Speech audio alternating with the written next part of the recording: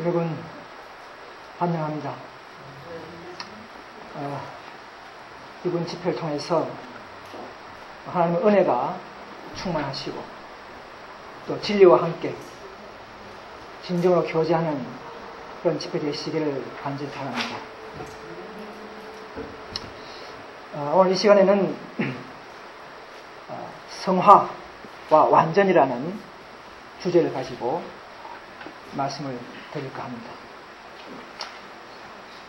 참으로 성화되지 못한 자가 저렇게 거룩의 과정을 설교한다는 것은 어불성설이지만 그러나 이론이라도 함께 살펴보기를 원합니다. 먼저 로마서를 한 찾겠습니다. 로마서 3장 21절입니다. 로마서 3장 21절.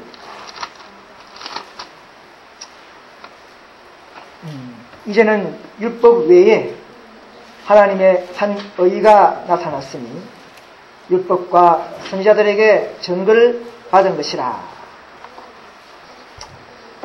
초대교회 당시에 유대인들은 율법을 잘 지키는 것 외에 또 다른 구원의 길이 인재했다는 것을 깨닫는 것은 참으로 비밀이었습니다.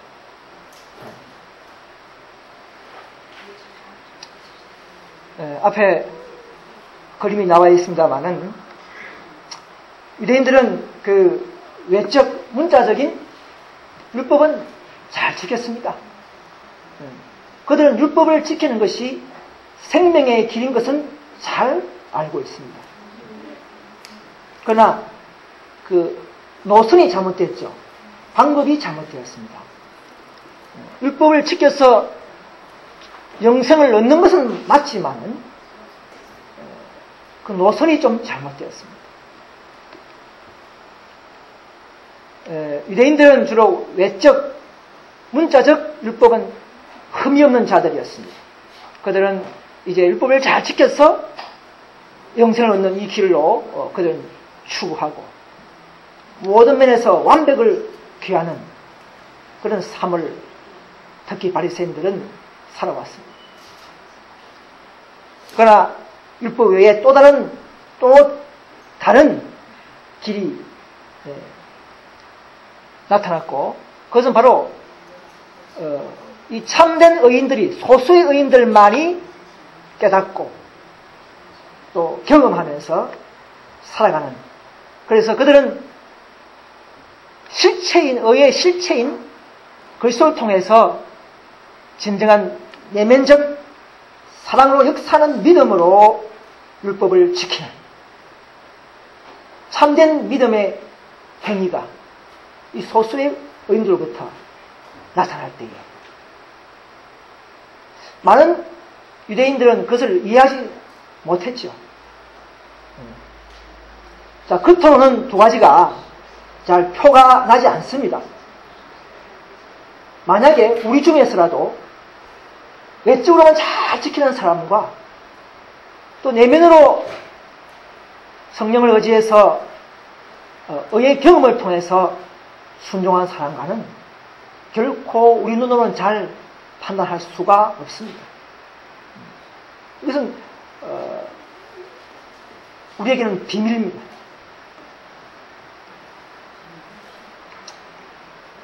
그래서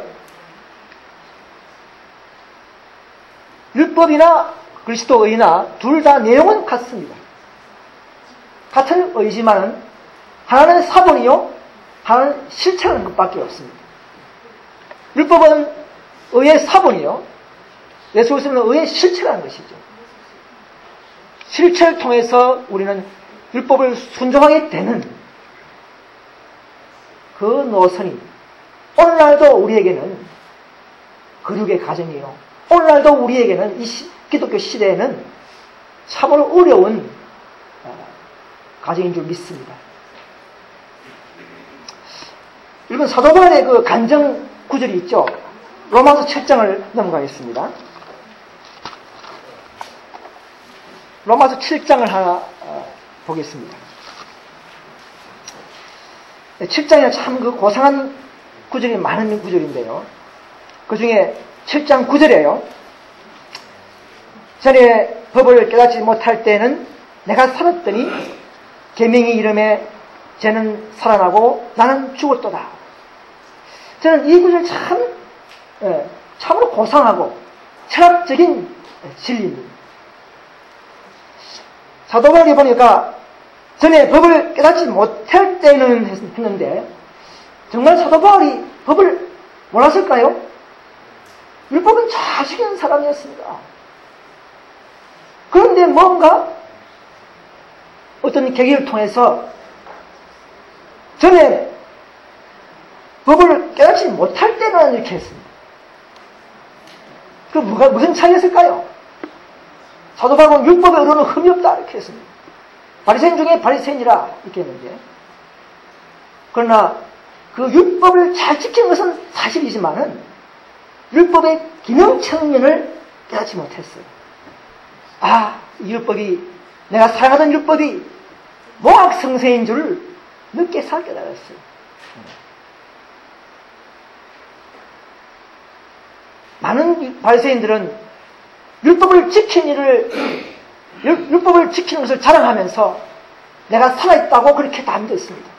난 율법을 잘 지키니까 하루에 3번씩 기도하고 11조 잘 내고 또 뭐 일식, 이식도 하고 외적으로 완벽하게 그들은 가꾸는 그런 사람들이었습니다. 누가 봐도 참으로 경건하게 보이는 사람들이었습니다. 율법을 잘 지키면서 그들은 내가 살았다고 생각을 하는 사람들이었습니다. 근데 사도 바울은 법을 새롭게 깨달아 보니까, 여기서 뭐냐면 계명과 율법의 본질을 깨달았을 때란 말입니다. 그 율법의 본질을 깨달았을 때에 그는 살았나요? 제가 살았다 하겠습니다. 정말 그 율법의 진지한 깊이 있는 본질을 깨달을 때에 그 역사는 하나님의 놀라운 사랑의 깊이와 넓이와 높이를 다 깨달아 볼 때에, 거기에 비추는 거울이 될 때에 내 속에 있는 많은 결점들, 부족들, 이런 것들이 나타날 때 이제 내가 산 게 아니고 무엇이 살아났다고요? 제가 온 지붕에, 온 집안에 살아난 거예요. 온 내 속에는 제가 다 드러나는 것이죠. 제가 살아남에 나는 뭡니까? 죽었다. 자, 얼마나 참 고상한 간증입니다. 여러분, 저와 여러분들이 이런 경험 속에서 깊이 잠수하셔야 합니다.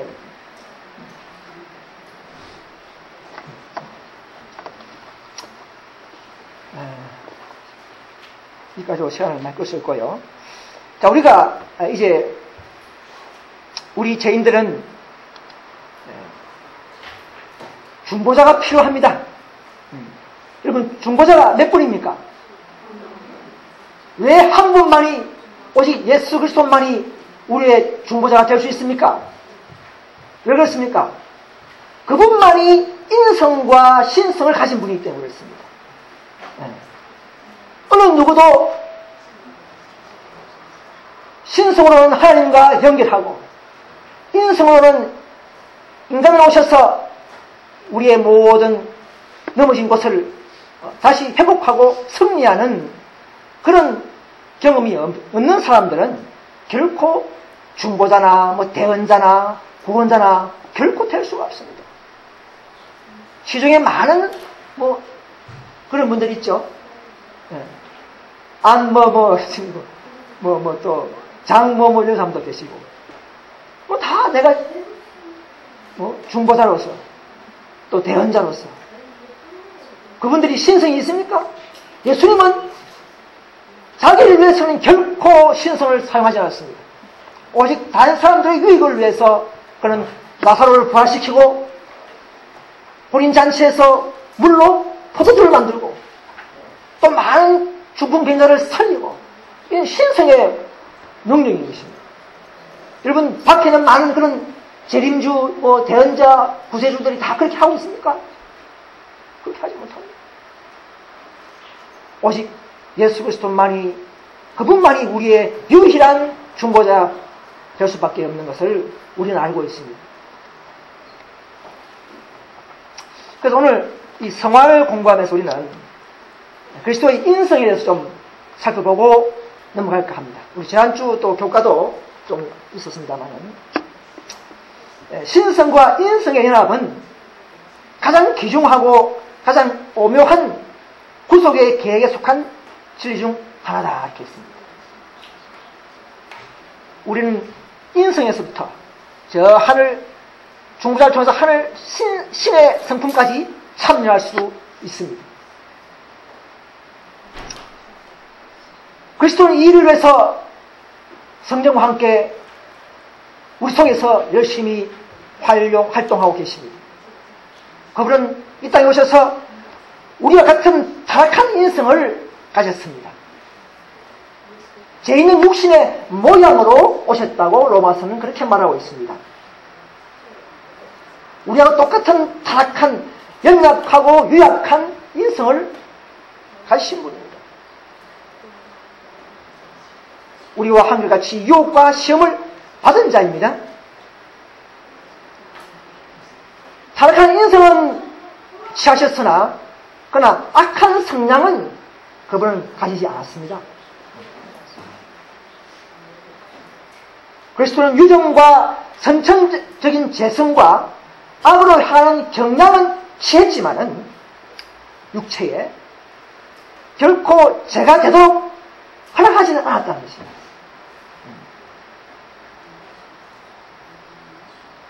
왜냐하면 왜 그랬습니까? 우리가 똑같이 이렇게 똑같은 인성을 맞지만 똑같은 부패와 타락과 정욕이 있는 그런 인간은 아니라는 것이죠. 분명히 똑같은 모든 면에서 타락한 인성은 맞아요. 그렇게 하면요, 어떤 분은 그렇게 해서 우리 그리스도를 실추시킵니다. 조금 나쁘게 말하면 똑같이 돼서 하면 이게 봐라 이런 식이죠. 그러니까 하나님은, 예수님은 우리처럼 부패하고 추한 그런 악의 품성을 가지고 일로 오신 것이 아니라 시험 받기 위해서 오신 것이고 시험에서 일로 오신 것이지 악을 맛보고 일하는 것은 아니라는 것이죠. 그렇게 안 해도 사탄의 참소와 시험에 이길 수가 있습니다. 근데 어떤 분들은 똑같이 죄를 가지고 이게 봐라 이렇게 하는 분이 있어요. 그건 잘못되었습니다. 왜냐하면 우리 하나님은, 우리 예수님은 흠없는 재물의 표상입니다. 여러분 구약서 보면 항상 동물 잡을 때 흠없는 재물 잡죠. 흠없는, 그죠? 점과 흠이 없는 재물 잡는 이유가 바로 그리스도를 상징하기 때문이었습니다. 그분은 또 우리의 인간 중에 가장 성결했어야 되고 모범 되시는 구세주로서의 또 하나의 그 입장이기 때문에 그렇습니다.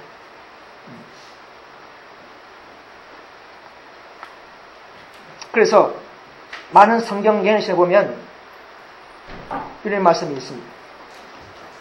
우리가 똑같은 타락한 인성이지만 악이 없는 본성. 이정은 이레기 표지 보면요, 그분은 우리와 같이 연약하신 형제이시다. 그러나 같은 성정을 가졌다 갖지 않았다? 갖지 않으셨다 했습니다. 같은 성정을 갖지 않으셨다 했습니다. 흠없는 분으로서 그분의 본성은 악과 상관이 없었다 이렇게 했습니다. 또 이정한 508페이지 보면요, 우리처럼 타락한 본성에 정욕이 있다 없다? 정욕을 갖지 않으셨다 이렇게 했어요. 그와 같은 연약성을 이해하며 우리와 같이 시험을 받으셨다 했습니다. 만약에 그분이 우리처럼 부패와 악을 가지신 그런 타락한 인성을 오셨다면은 그분 태어나자마자 죄인입니다. 그렇죠? 왜 성령으로 잉태할 필요가 있겠습니까? 그럼 똑같이 그냥 누구 박씨 집안이는지 누구 집 가시 밑에 태어나서 똑같이 이기고 하면 되는데 왜 하필이면 성령 잉태할 이유가 뭐 있습니까? 또 하나의 그분의 입장이 있습니다. 흠없는 제물로서, 완전한 제물로서 온 우주 앞에 또 우리의 가장 선두로서 서야 할 그런 목적이 있습니다. 만약 그분이 그런 죄인으로 오셨다면 그분도 예수님이 필요해요. 예수님도 예수가 필요해요.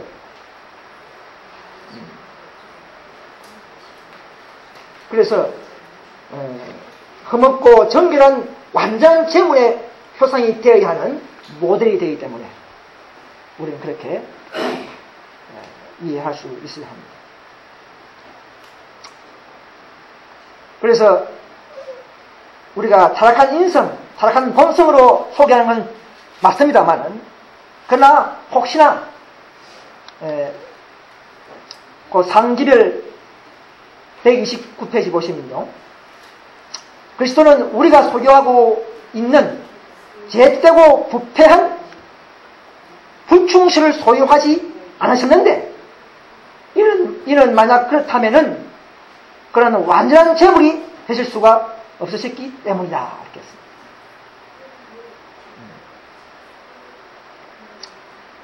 또 화이트수에 보시면요, 조심하라. 우리가 그리스도 인성을 어떻게 생각하는가에 관하여 매우 조심하라. 그분을 사람들 앞에 죄의 성량을 가진 한 사람으로 제시하지 말라. 이렇게 했습니다.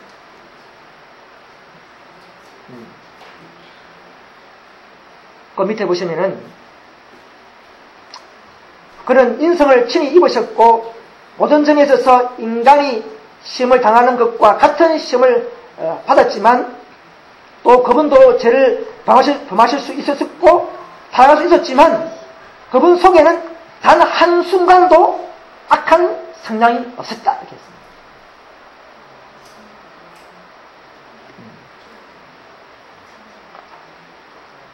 많이 나옵니다. 또 상기별 132페이지 보면요, 그분의 품성에 죄의 얼룩을 가지고 있다 없다, 가지고 계시지 않으셨다. 이렇게 했습니다. 죄의 얼룩을 그분의 품성에.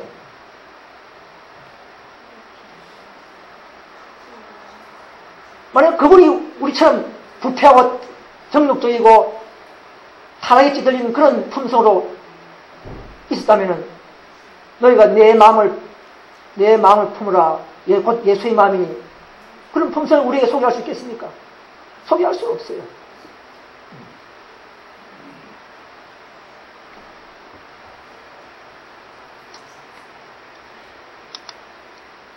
그래서 여러 곳에 보면 근본적으로 그리스도를 전혀 우리와 똑같은 인간으로 만들어 버리지 못하도록 모든 사람에게 경고하라 하겠습니다.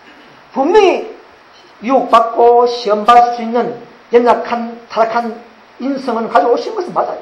신성 위에 인성을 입고 오신 것은 분명합니다. 그러면 시험을 받으면 되지 않습니까? 그죠? 근데 자꾸 타락하고 부패하고 똑같은 정욕 가진 사람으로 소개해서는 안 된다는 것이죠.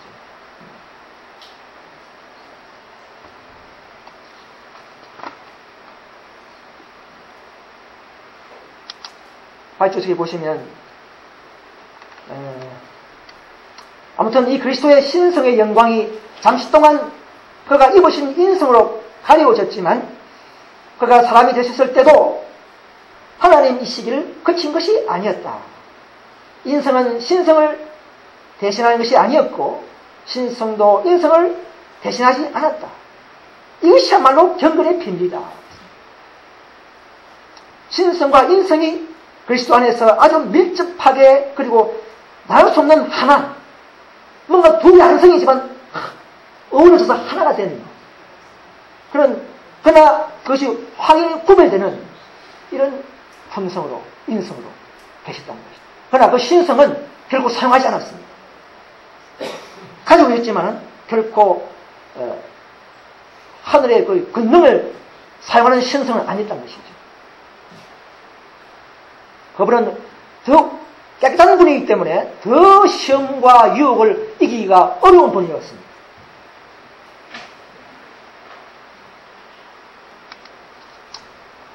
여러분 요 그림 보시면요, 예수님은 신성을 가지시고 그 위에 인성을 입고 오셨습니다. 예수님입니다. 자, 우리는 어떻습니까? 우리도 하늘 가기 위해서는 거듭날 때에 어떻습니까? 성령을 받죠. 이 신성이지 않습니까? 그러면 이 신성을 가지고 인성을 도로 지배할 수 있는, 물론 예수님처럼 이렇게 풍성하지 못하지만 이것이 우리의 거듭남이라는 것이죠. 자, 성경 하나 보겠습니다. 골로새서 1장 26절. 골로새서 1장 26절 보겠습니다.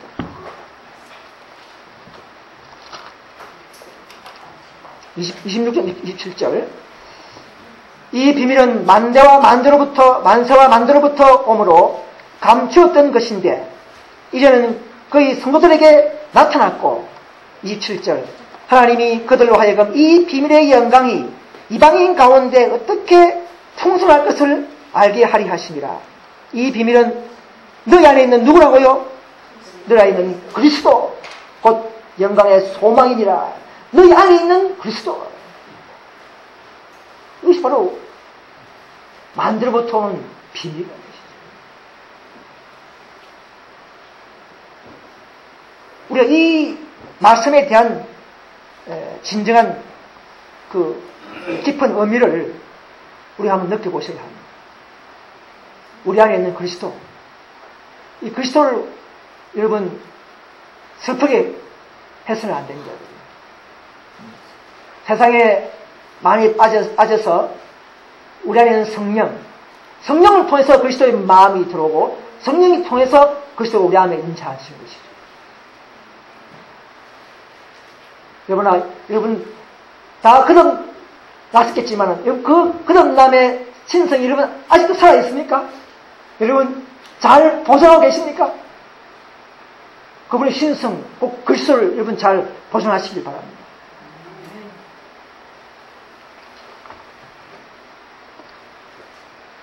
그래서 거듭남은 아시는 내용이지만 옛것을 변경하고 개량하는 것이 아니라 본성을 변화시키는 것이다.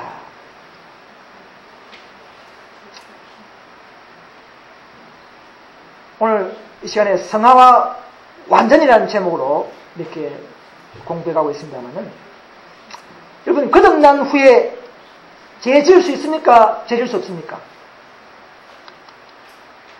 복음전도 595페이지 보면요, 우리가 용서를 받은 뒤에는 죄를 지을 수 없다는 것은 사일의 교리가 그렇게 했습니다. 어떤 때는 사단의 교리가 그렇게 말했습니다. 거듭나도 우리는 또 죄 지을 수 있습니다. 또 어떤 예시를 보면요, 성화됐다는 사람들도 범죄할 수 있다 이렇게 했어요. 칭이나 성화나 다 죄 지을 수 있습니다. 죄를 장량한 것은 아니지만은 성화된 사람은 죄 지을 수 없다. 그건 위험한 교리가 이렇게 있어요. 그게 된다면요, 자서전 82페이지에 나와요. 성화된 사람도 죄 지을 수 있습니다. 그래서 하이풍께서는 구원받았다는 말을 함부로 하지 말라 했어요. 그런 말을 할 때에 내가 자만심이 생기고 내 자신을 의지하는 마음이 침투한다는 것이죠. 조금 더 우리는 내 자신을 의지하지 않고 항상 그리스도를 의지하는 그런 모든 과정이 거룩의 과정이요 성화의 과정인 줄 믿습니다. 그 사탄은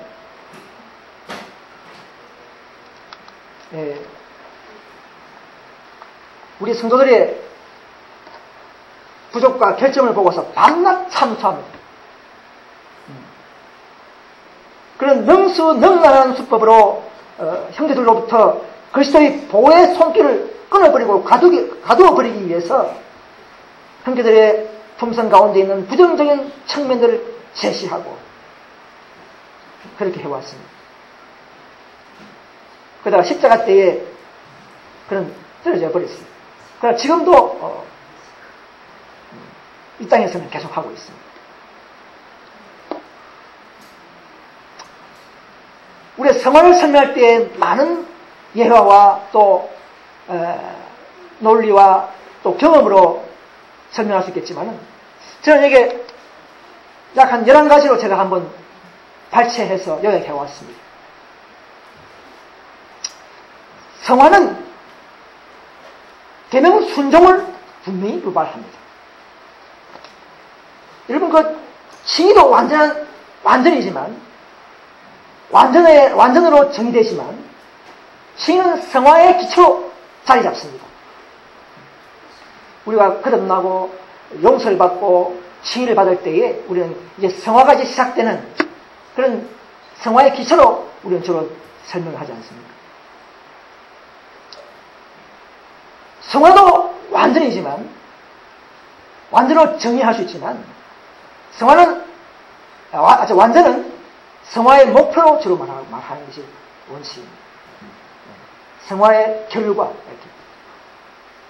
성화와 완전을 우리가 구분해 볼 필요는 있지만 분리할 필요는 없습니다. 우리 속에 일어난 경험은 같은 거예요. 장선 분량으로 가는 어떤 경험과 분량은 다르지만 눈으로 보는 것은 아니라는 것이죠. 판단하는 것은 아닙니다. 여러분 누구도 상대방을 판단해 가면서 가는 것은 아니라는 것이죠. 여러분 순종이 구원의 조건입니까? 그럴 수는 없습니다. 여러분 순종은요 그리스도의 기준하는 공로를 우리가 믿음으로 받아들일 때 우리 속에서 일어나는 하나의 살아있는 증거입니다. 증거. 내가 순종하고 있다. 여기서는 그리스도를 받아들일 때에 그분의 공로를 받아들일 때에 내 속에서 일어나는 하나의 변화와 살아있는 증거라는 것이죠. 그것이 순종으로 나타나는 것이죠.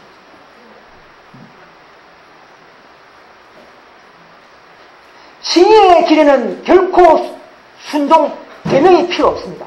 여러분 처음 우리 재임됐을 때에 세상에 있을 때에 우리가 안식을 지키고 계명 지키고 용서받았습니까?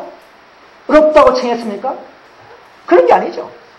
어떤 상태에 있다 할지라도 우리가 그분 앞에 무릎 꿇을 때에 우리의 마음을 바치려는 그런 의지를 바칠 때에 우리는 어렵다 하시고 칭의해 주시는 그 하나님의 놀라운 그 사이이지 않습니까? 그럴 때는 계명 순종이 필요 없어요. 그러나 성화의 길에는 계명이 들어갑니다. 성화의 길에는 계명을 앞세워야 됩니다. 우리 길도요 앞에 표지판이 없으면 잘 갈 수 있습니까? 표지판이 항상 이렇게 안내줘야만 따라갈 수 있어요. 처음에 좀 갈지 몰라도 모르는 길은 계속 없으면 뭔가요? 성화도 이 계명은 자기의 영역을 충분히 하고 있습니다.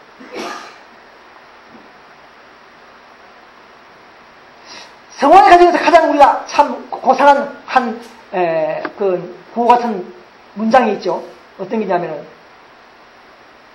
죄인은 행함으로 말미암아 구원받을 수 없지만 또한 행함 없이 구원받을 수 없다.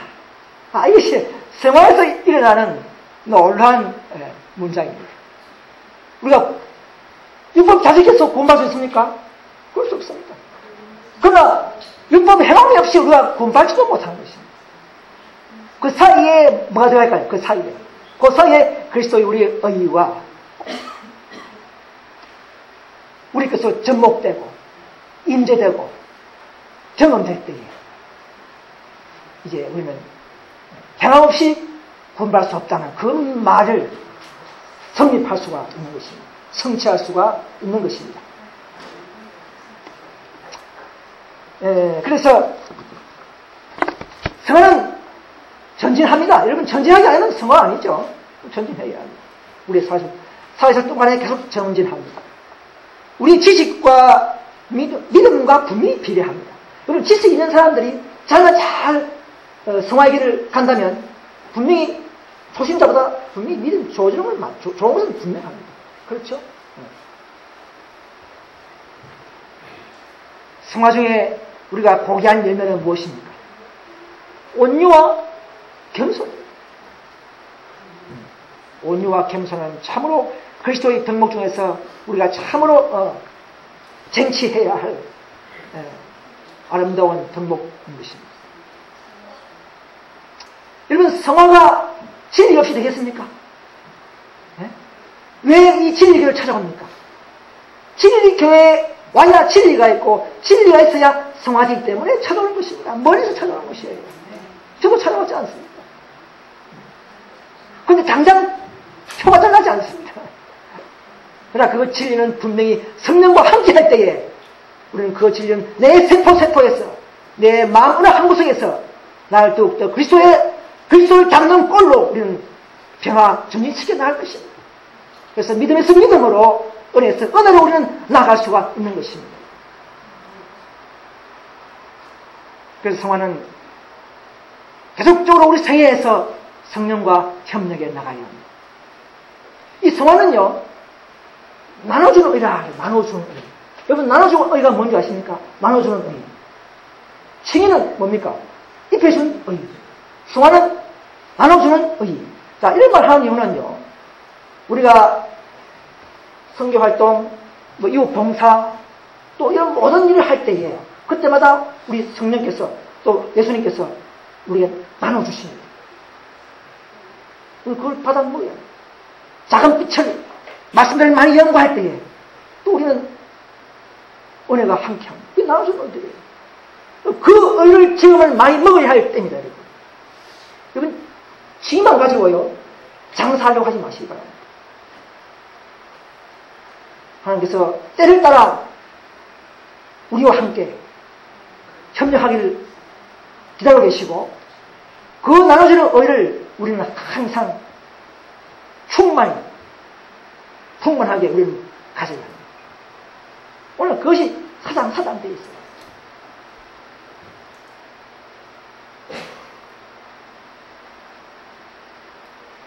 칭의는 적극적이지만 성화는 결코 순간적인 성화라는 것은 있을 수가 없습니다. 그거는 성화는 결국은 여러분도 성화 말을 하지만 많은 사람들이 개신교인들이 하나님의 율법과 일치하지 않으면 그 성화가 바른 성화입니까? 나 안치기는 안 지켜도 성화할 수 있어. 일년 지키면 기도 내가 눈물 흘리고 열심히 말씀 보면 되지. 그걸 바른 성화입니까? 그건 자기만의 성화입니다. 성화에 맛은 있을지 몰라도, 그러나 온전한 성화는 될 수 없습니다. 결국 성화는 율법과 일치하는, 아까 로마서 3장 21절에 뭐 했습니까? 다른 한 의가 나타났으니 그것은 율법과 선자들에게 증거를 받은 것이 아니지 않습니까? 그죠? 결국 율법에서 증거가 맞춰보고 맞아야 되는 것이에요. 그 의도, 그 성화도.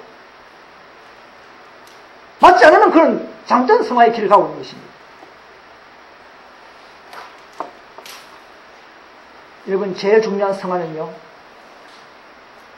성령께서 항상 우리를 깨우치시고 가르쳐 주실 때에 굴복하는 것입니다. 우리는 굴복해야 합니다. 좀 늦더라도 또 굴복해야 합니다. 그때마다 제가 떠올릴 때에 우리는 입으로서 우리가 용서해 주십시오. 그때 정말 잘못했습니다. 용서해 주십시오. 그런 회개하는 생애를 여러분 때를 따라 해나가야 합니다. 그럴 때 우리는 그리스도의 성령께서 우리 자신을 시부를 드러내 보여주시고, 옷을 찢는 것이 아니라 마음을 찢으면서 우리의 연약함, 우리의 이심, 우리의 불완전, 우리의 결정, 우리의 모든 이런 탐심, 모든 이런 것들을 다 들춰내셔서 우리는 더욱 겸손하게 하고 우리를 자랑이나 주장하게 합니다. 여러분, 참된 성화의 길을 가는 자들이 자랑하고 주장하는 걸 봤습니까? 겸손해집니다. 겸손해져야 합니다. 진리를 공부할 때에 성령이 함께 할 때 얼마든지 가능합니다. 그 진리 영이 우리 안에서 그 일을 지금도 하려고 노력하고 있습니다. 마음으로 화장하시기 바랍니다. 문을 두드릴 때에 우리는 문을 열어주시기 바랍니다. 이 성화도요, 성령도 그냥 개만 성화시키는 게 아닙니다. 성령님도 목표가 있어요. 각자 성화시켜서 이 교회에 모이게 있어서 이제는 교회가 성화되도록 그렇게 추구하십니다. 교회가 성화되어야 됩니다. 한 명 한 명이 모이면 또 교회가 뭔가 모르게 또 성화되는 것이 있어요. 그래서 성화는 칭의와 성화 완전의 이 단계를 말합니다. 깊어지는 칭의의 경험이 계속되라는 것. 그래서 어떤 한편으로는 칭의도 성화라 이렇게 말하니까 그런 이유가 있는 것입니다. 칭의의 연속이기 때문에 그 성화도 칭의라고 할 수가 있는 것이죠.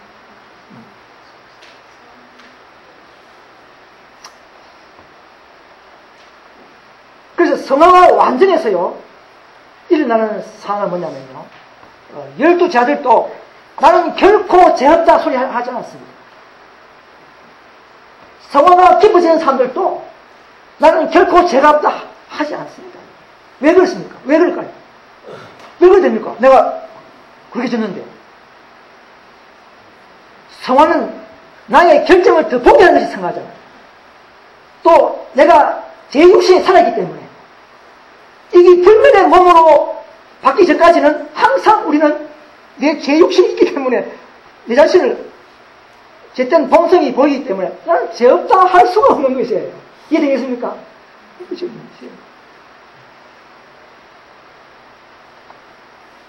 근데 그 완전주의자들은 그렇게 합니다.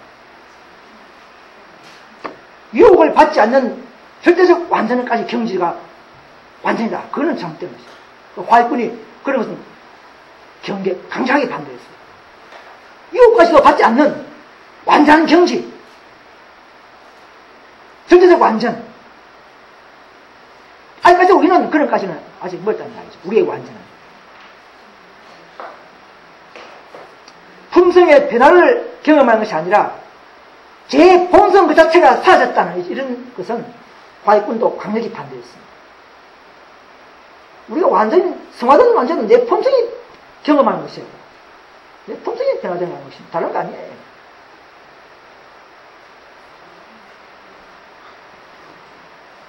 시간이 있기 때문에. 자, 완전을 또 보겠습니다. 완전은요. 완전은 성화의 결과이지만 계명 지키는 완전한 성입니다. 계명 강경의 완전은 아무리 주장해도 그런 성경적인 완전이 아닙니다. 모든 성령은, 모든 성화와 완전은 계명으로 이끌어버립니다. 모두가 각자 자신의 영역에서 정과 흠이 없는 완전의 표준이 있습니다. 하나님만 아십니다. 여러분, 새로 들어온 사람이나 오래된 사람이나 어린아이나 남녀노소가 다 지식과 믿음이 다르는데 똑같은 완전이 될 수 없죠. 그죠? 각자 자기의 영역에서의 완전은 하나님만 알고 계시고 목표가 있는 것입니다.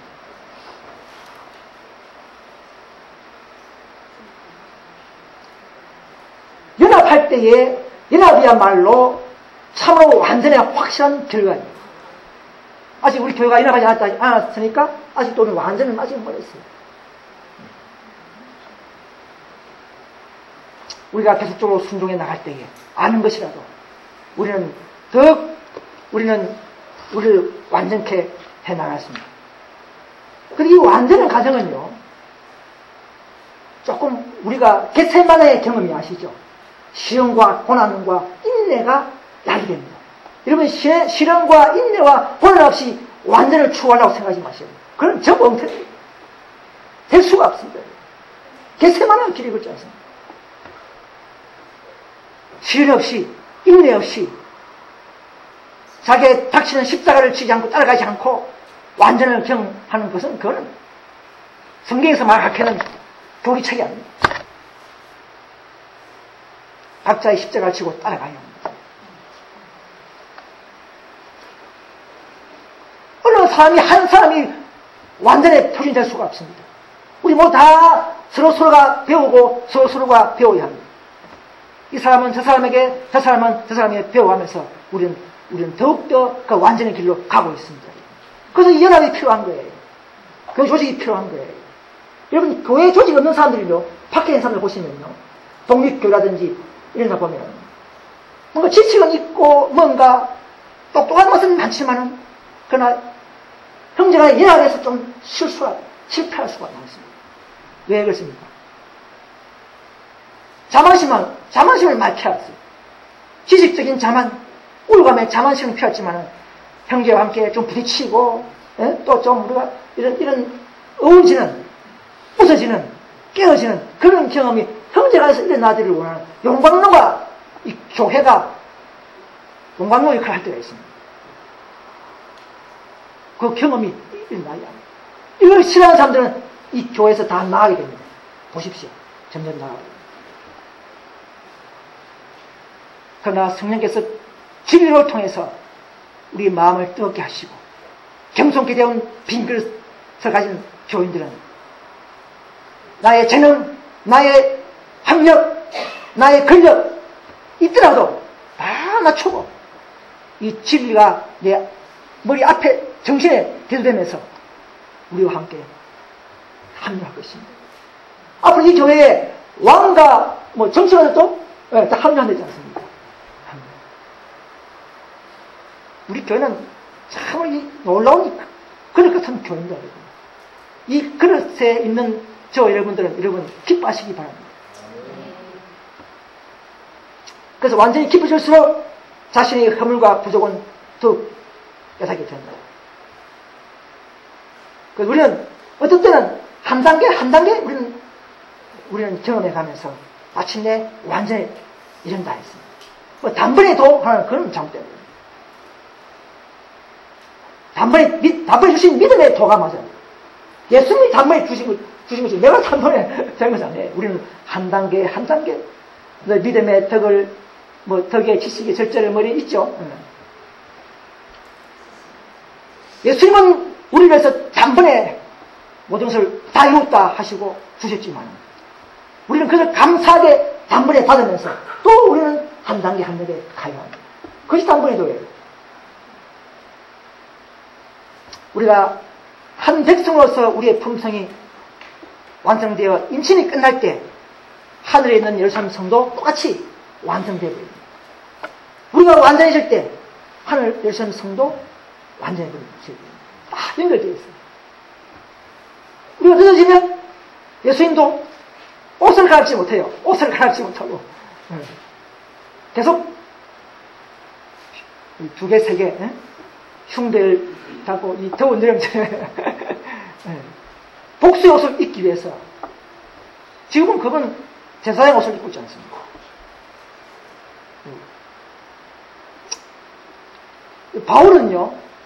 바울의 성화의 경험이 있죠. 3단계 경험입니다. 35년경에 다메섹 경험을 하고 AD 59년경에 이런 말씀을 했습니다. 내가 사도지만은 사도 중에 가장 지극히 작은 자라 이렇게 했습니다. 사도로 체험받기에 감당치 못하다. 이때는 그래도 사도라는 말 좀 했어요. 내가 사도다 이런 말 좀 했어요. 그렇죠? 그런데 그 다음 보십시오. 5년 후에 64년경에는요 이제 사도를 하지 않았어요. 모든 성도 성도를 하잖아요. 성도 중에 지극히 작은 자보다 작은 나. 이제 사도를 하지 않았어요. 경험이라는 것이죠. 사도가 아닌 건 아니에요. 그죠? 저는 성도 중에 지극히 작은 쪽에 나.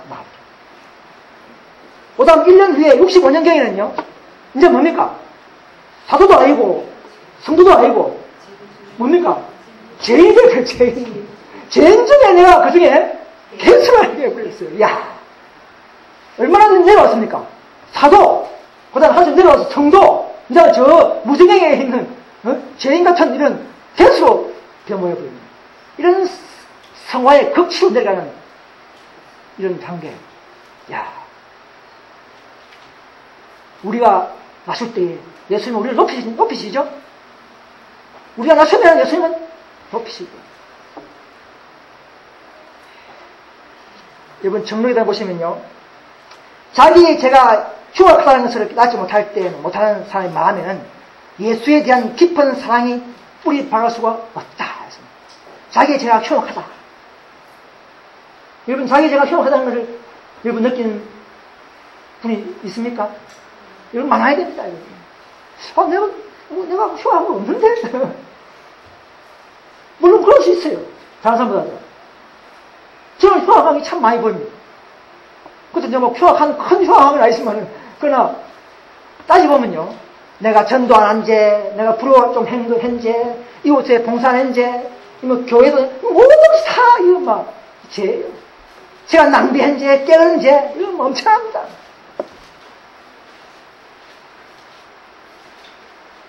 여러분, 그리스도 영께서 우리를 그런 식으로 우리 각자의 마음에 두셔서 비춰주실 것입니다. 마음을 활짝 여시길 바랍니다. 성화의 경험을 여러분 충분히 하시기 바랍니다. 그러나 우리가 실망을 주시고 또 실패한 것처럼 우리를 훈련시킬 때도 있습니다. 어떤 사람에게는 하나님께서 실망을 가져주시고 어떤 사람은 겉으로는 실패한 것처럼 안겨주심으로써 훈련을 한다 했습니다. 어떤 사람은 눈물 흘리게 만듭니다. 그것도 다가게 받으시기 바랍니다. 실패했다 하지만은 실패가 아니라는 것이죠. 우리는 난간을 극복하게 하시는 훈련을 받아야 합니다. 왜 그럴까요? 조용히 그냥 부드럽게 그냥 공주처럼 그냥 말씀 사이고 은혜 받고 오늘 은혜 참 받다고 가고 이러면 안 됩니까? 그렇게 하면 안 됩니까? 왜 고난과 시련과 실망과 실패의 경험이 있어야 합니까? 여러분 모세나 많은 엘리야나 또 많은 사도들 많은 사람들이 그 광야 경험 그런 훈련의 경험을 다 겪었습니다. 영웅치고 그런 혹독한 훈련 안 받는 영웅이 없습니다. 우리 앞에는 무시무시한 환란이 다가오기 때문에 그런 환란이 약이라는 것이죠. 좋다는 것입니다. 이 교회가 좀 험난하고 어려움이 있다 할지라도 조금 불량이 있다 할지라도 여러분 믿음으로 받으시기 바랍니다. 이겨내시기 바랍니다. 우리 옛날 51년 개혁도 하고 늦음이 때문에 좀 논쟁이 있을 때 늦은가 저 사람 왔다 할 때 참 그때는 정말 몸이 심는 맛이 있어. 내가 참 이게 사람들 이게 무슨 꼴이냐 이게. 그 다음에 늦게 오고 늦게 가고 이래. 근데 그거 지나고 나니까 참 놀라운 경험이 있어요. 근데 공부 참 제가 많이 했어요. 지금 늦은 비대해서는 제가 누구야 해도 내가 설명할 수가 있습니다. 자만이 아니라 그만큼 우리가 모두 다 그 당시에 그때 약 40명 되는 형이 정말 공부를 많이 했습니다. 비교하고 분석하고 논쟁하면서 분석하고 이렇게 했습니다. 지금도 또 공부해야 되는 것이 그 과목이지만 그렇습니다.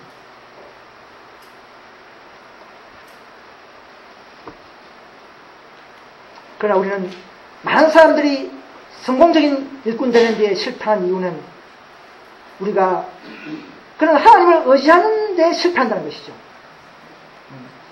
자기가 아는 지식, 자기가 아는 사상, 자기가 아는 믿음, 자기가 아는 남은 결과로 그래 가려고 하는 것이죠. 이곳에 와가지고 좀 마음에 안 들면 남은 결과 왜 이래? 한번 가버리는 사람들이죠. 자기 방법으로 남은 결을 만들어가는 사람. 여러분 어느 성경에 어느 교회에 남은 교회가 다 죄일 없이 그냥 알고만 모여가지고 아름답게 사는다는 그런 구절이 있으면 제가 찾아주십시오. 없습니다. 7교회 다 보면 논쟁이 많았습니다.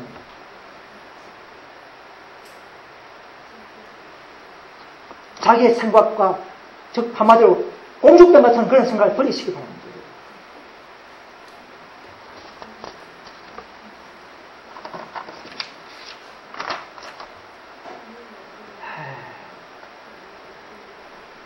그래서 우리의 품성이 하나님의 율법과 조화된다는 것이 나타날 때에 그들의 죄는 도말되고 원하는 생명에 얻기에 합당한 삶이 된다. 결국은 뭡니까? 우리의 목표는 성화와 완전의 목표는 뭡니까? 율법이죠. 율법과 조화.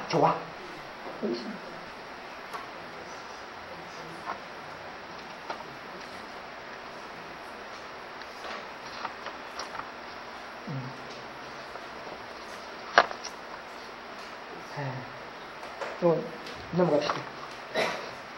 그래서 사탄이 말이죠. 많은 그리스도인 중에서 사탄이 두려워하지 않는 사람들이 있습니다. 다 모두가 그리스도 이름으로 믿음하고 공헌하지만 그들이 예수를 믿고 십자가에 못 박혀 죽은 사실과 부활도 믿고 다 있지만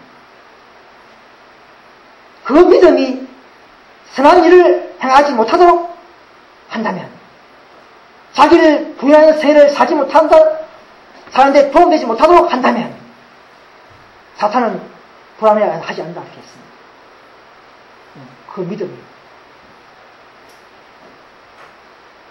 그래서 막 사탄은 우리 각 개인의 모습을 보고 또 교회의 모습을 보고 자기 때를 어느 정도 알고 있어요. 자기 때를 알고 있어요. 인류 흠령, 내가 오늘 3시간을 맡았습니다만은 첫 시간은 성화 완전이고요. 둘째 시간은 14천년에 대해서 좀 말씀드릴까 합니다. 또 셋째는 이제 교회적 늦은비에 대해서 좀 말씀을 드릴까 합니다. 아무튼 우리가 이런 현대 시기를 우리가 좀 포괄적으로 알면서 자신의 믿음과 또 우리의 성화에 실족하지 않도록 우리는 잘 살펴볼 필요가 있다고 생각합니다. 이제 오실 분께서는 내가 속히 오리니 내가 줄 상이 내게 있어 각 사람에게 그 일한 대로 갚아주리라. 자, 성경은 뒤로 가면 갈수록, 그죠? 성경 66권이 뒤로 가면 갈수록, 자, 믿음에서 점점점 순종, 계명, 행위로, 그죠? 자, 변하죠, 그죠? 네. 너희 행위를 안 하니, 점점 더 이제는 뭡니까? 계명 순종, 계명을 행한 자가 복이 있도록 그렇게 하셨습니다. 일한 대로 갚아준다는 사실. 그 믿음의 열매로 행해진 모든 선행은 우리는 보상을 받을 것입니다. 어떤 한 별이 다른 별과 그 영광이 차이나는 것처럼 신자들도 미래의 삶 속에서 그들에게 할당된 제각기 다른 영역을 갖게 될 것이다. 우리 모두 다 각자가 해야 할 일이 있습니다. 각자 맡은 직무와 사명이 있습니다. 크고 작은 분량은 있겠지만 다 가지고 있습니다. 이제 마지막으로 우리는 하나님 영께서 믿는 자의 영혼 속에서 역사하시며 한 가지 순종해서 또 다른 순종에 발전하도록 힘을 주시며 예수 그리스도 안에서 능력에서 더 큰 능력을 얻게 하시며 은혜에서 은혜에 이르게 하십니다. 우리가 이 이번 집회를 통해서 다시 한번 우리 자신을 살피시고 진리의 영께서 우리 마음에 임재하셔서 우리 각자를 더욱더 우리 마음을 부드럽게 기경하셔서 시, 성화, 완전의 길을 걸어가는 여러분 되시길 바랍니다. 우리 마지막으로 고린도후서 4장 10절의 말씀을 저는 좋아합니다. 읽고 마치겠습니다. 고린도후서 4장 10절 앞에 나와 있죠? 4장 10절. 우리가 항상 예수 죽인 것을 몸에 짊어지면 예수의 생명도 우리 몸에 나타나게 하려 함이라. 우리가 우리의 죄로 말미암아 그분이 십자가에 돌아가시고 그 십자가를 지고 이제 나의 십자가를 지고 우리는 내 십자가가 질 때에 예수의 능력과 그분의 생명이 우리 안에 풍성해서 그 능력이 흘러갈 수 있는 온 남방에 이 교회 밖으로 흘러가는 이 교회와 여러분 되시기를 간절히 바라면서 마치겠습니다.